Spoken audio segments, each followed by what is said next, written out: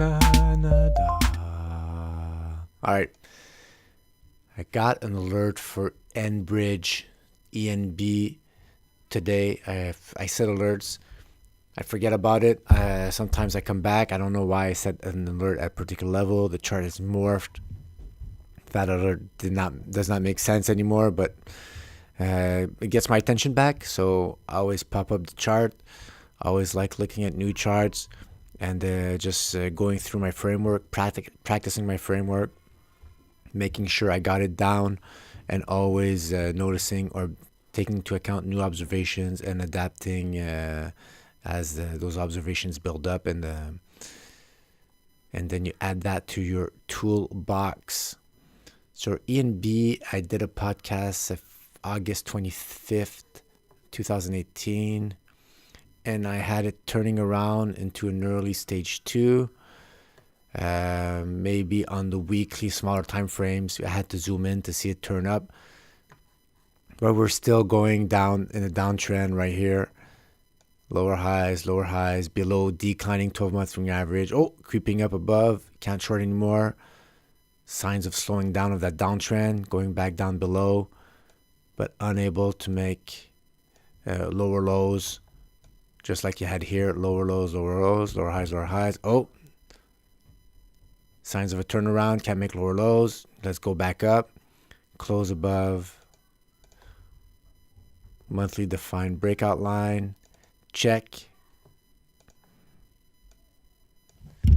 and that's it. After that, you get an implied measure move going upwards, price action above the 12-month moving average, makes it start to incline, and then you have to be looking at an uptrend right there. Sometimes it's messy, sometimes it's not super clean, but this is just the beginning of it. Really nice inclination, and what you want is hopefully this will become this. A beautiful here you had the close below 12-month average. So if you would have not held there, you could have maybe entered here on the continuation breakout on the monthly chart. But after that, these are signs that the trend could be weakening. Oh, another hard time here. This could have got you triggered out. Sideways move, break up above previous high, monthly defined resistance, and off you go.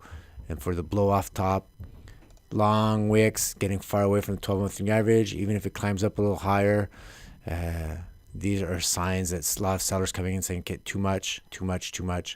And this is my all-time monthly defined resistance right here. So that is how the chart morphs. Always go on the monthly first. Identify your lines in the sand. Even here, you see how we bounced off that monthly defined support. And sometimes you're not sure how good that support is, how well it's going to hold. Well, that's when you let the chart morph, add candles, and then test. Oh, I sunk through, but I closed above. And then you start giving value to those resistance and support lines. So hopefully, maybe is this going to be something that's going to have a nice stage 2 all the way up here on the monthly candle chart. That'd be pretty sweet. Here's some natural resistance, and here is some natural, not some natural, but a wall. So previous support turn resistance. So here you have congestion area. So this could actually start bounce here, hit that support turn resistance, bounce back down on the 12-month moving average, test it again, up, natural resistance, bounce back, oh, up, all-time resistance, like that. Expecting these bounces, you could sink through on smaller time frames, but looking at how it evolves and expecting those pullbacks. Here, maybe this was too aggressive as a line. It pulls back. It's going to pull back to now that resistance now has become support. Go up here like that. You bounce until, again, like I like mentioning, until there's no more vapor, there's no more gas in that stage 2, and then breaks below, and then you're out, and then you just have to wait and see how that how these stage 3s or stage 1s, how they resolve. Once you close up above, big warning sign. You don't want that. You want to be clearly close to that trend, but never closing above. Risky territory. And as you see here, that was the first sign. Even if it kept going back down, should have stayed in the trade, Pat. You don't know what you're doing. Well, put the odds in your favor, and most of the time, these patterns, you don't want to stick there. Why stick there when you could be aiming for this type of scenario here? This is sleep well at night, no problem. I'm good. I'm the best. For 2-3 years riding that. That's just beautiful. So here it is. These are the levels that we could be bouncing off. Can we enter here? We're far off the 12-month moving average. We could, even before this happens, this could actually come back down, test that previous resistance turn support, and then we get a good risk reward entry here, hogging, getting close to that 12-month moving average. I have an indicator here. Where is distance from 12-month? And that's to help visualize the distance that you are with away. So the best parts to enter is when you get pullbacks right here. You see, look, pullbacks close towards that 12-month moving average. That should get your attention. Okay, if we bounce back up and we start trending back upwards, okay, how do I enter? And then after that, when you get a close above that resistance line, you're set to go. Same thing here. Oh, dipping below. Okay, we're going back above. We're starting to trend upwards. And look at that. It just matches up with that candle exploding. So look at that. You're far away here. So if you buy here, you could be living something like that. And then you could be, I'm scared. Then you get triggered out. And then you say, okay, I'm going to quit here. And after that, it goes back upwards. And then you say, man, the worst. And then you buy up here. And then when it goes back down, then you panic. Then you sell. And you're just like always, you seem to be on the wrong side of the trade. So the trick is there's breakout plays. You could take a half position on the initial breakout in the smaller time frames. Then you're closer to that breakout level protecting you, closer to that 30-week moving average. But when you're far off on the 12-month moving average like that, that green candle looks nice, but easily we could have a wick by the end of the month. Sellers could come in, then you get a red candle. Those are monthly candles that take time to resolve, and your patience could just wear down. So this is the best area to enter right there when you start angling back upwards. All right, let's go do some Stan Weinstein on the weekly.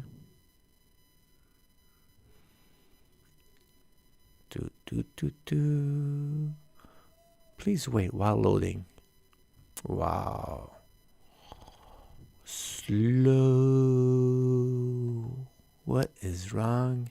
All right.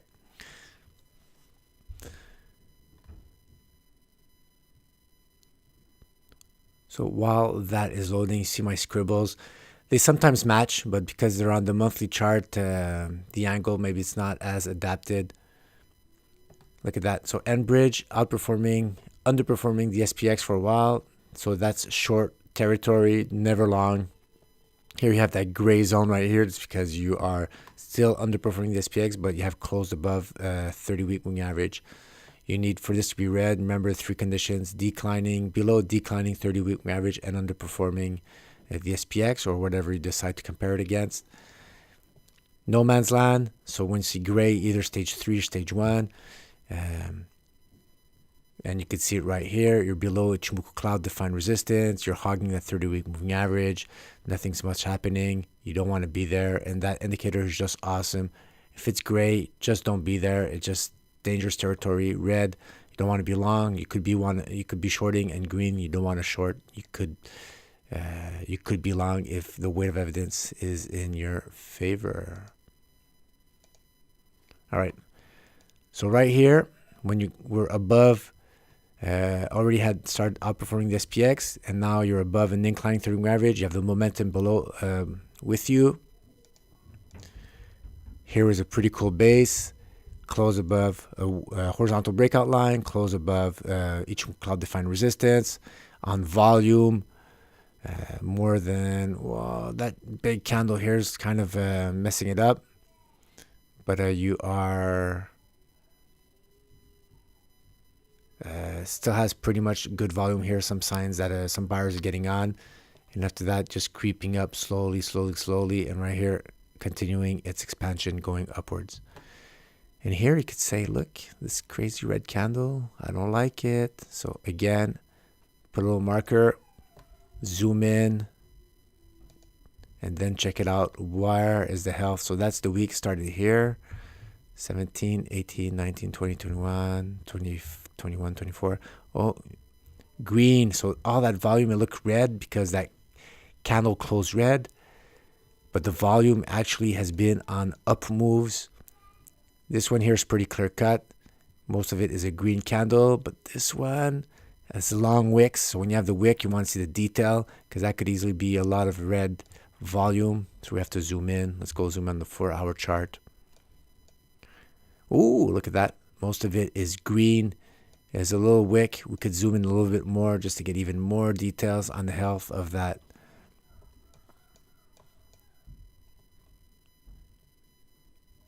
Candle, where is my 1-hour chart? All the way here, and look at that green volume.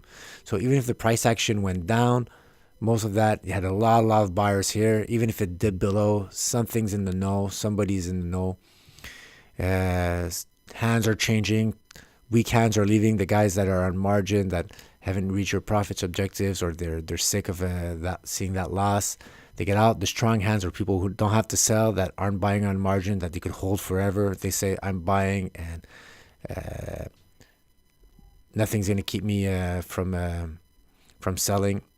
So that's how you do it. You zoom in on the smaller time frames just to get that health, to eradicate any doubt you ever had about those red candles. And then you let the price action ride it up, guys.